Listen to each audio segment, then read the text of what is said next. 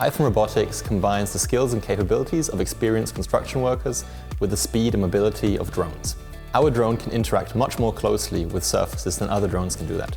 By perching on, for example, bridges or hydropower plants, we can actually do physical work, for example, taking samples or installing sensors.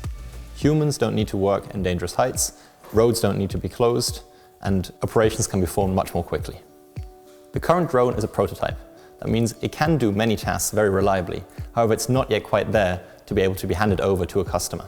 To reach that state, we need to have certain hardware improvements, get software running more reliably, of course, and also have hit certain regulatory milestones to have our drone certified. For us, BüroZüri Innovationspark allows us to combine all aspects of our startup life together.